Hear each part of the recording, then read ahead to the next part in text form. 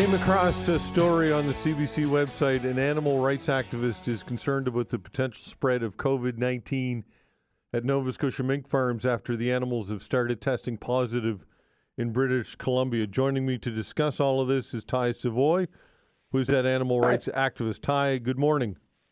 Morning, Todd. How's it going? It's going all right. How'd you become an animal rights activist? Ooh, that's a long story.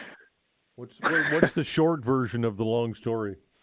I mean, we only have so much time. I'd like to talk about COVID-19 and mink farms. But, I don't know, I had a vegetarian hippie uncle growing up, so I always thought that was interesting and a good thing. It's a hard thing growing up in a culture that, uses animals the way we do. It seems like a very strange thing to be like a vegan animal rights person, but it's like a gradual awakening, I'll say. Okay, fair enough. Let's talk about this. How many mink farms are in Nova Scotia? That's hard to say. I'm getting a couple of different stories. I had been assuming up until recently it was about 30 to 40. Wow. And that's a number from Matt Moses, the Nova Scotia Mink Breeders Association president. I think he's quoting 40 lately, but they're known to exaggerate their numbers. I've also seen 18 from Agriculture Minister Keith Caldwell, quoted lately, down to about 18. It was up to, before the market crashed about 10 years ago, it was up to about 115 of them.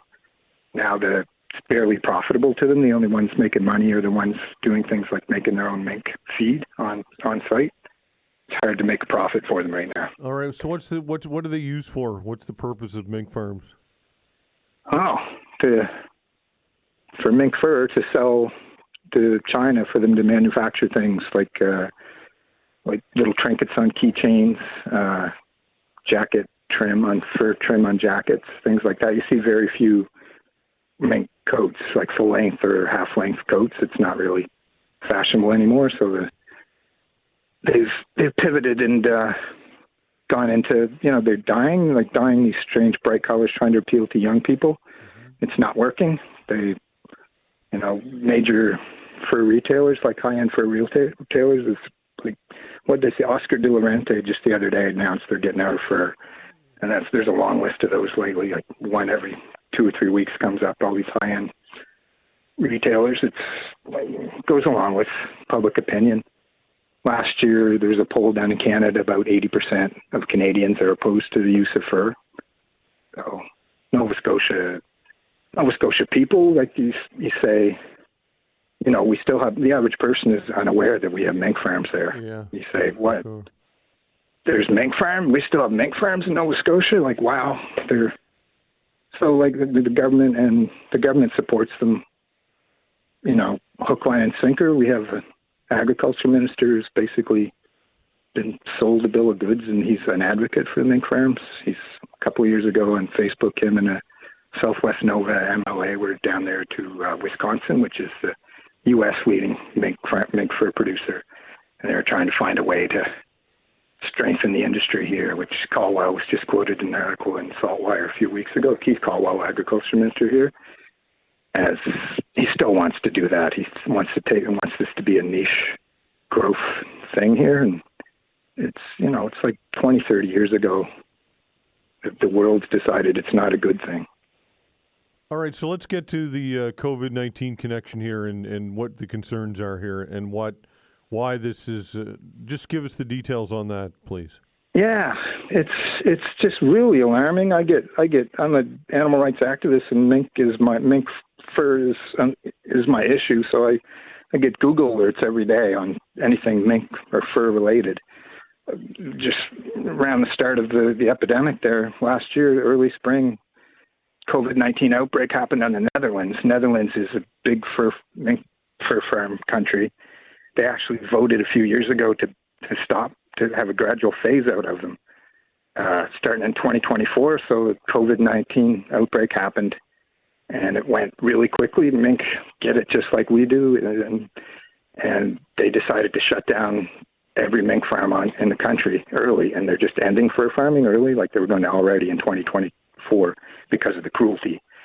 So then it went to Denmark, and it's in a dozen countries now, but Denmark was the leading producer of mink fur in the world something like $900 million industry, I think, and it's a variant emerged there. So you look at factory farmed animals. You have like the average fur farm in Nova Scotia is 10 to 12,000 animals. So it's the perfect incubator of disease, right? Even before COVID-19, there's just issues with diseases on mink farms like dilution disease virus and influenza virus, which is a whole other story. But Denmark shut down the whole industry, and then it went, like I said, about a dozen countries and over 400 mink farms around the world. I'm just waiting for it to hit the news that it happened here. First it happened in the States, and in 4 states, in Wisconsin, Utah, Michigan, and Oregon. And there's calls right now, I think in 5 states, they were calling to ban mink farming, and now there's a federal government initiative, a bipartisan initiative right now in the States because of the COVID-19 outbreaks to ban all mink farming. So after the States, there's 3 mink farms in BC that have had outbreaks. So it goes from people to mink. And the big worry is the variants that can emerge, right? You have 10 to 12,000 animals stacked on top of each other, basically, or side by side, that is. And they're immunocompromised animals because they've never been out in the wild. They're not exposed to things like you and I are. That's the big danger, like any factory farmed animal. But here's one of the disturbing things in BC there is you've heard they just put a moratorium on mink farms in BC, right? The provincial government because of the outbreak. It's in the story, yeah. One of the farms that they trapped mink near and on one of the farmlands, and they've got COVID-19 antibodies in the escaped mink. Anybody that lives in southwest Nova near any of these mink farms, like down around Weymouth and Yarmouth, will tell you they see mink all the time. They escape from these farms all the time.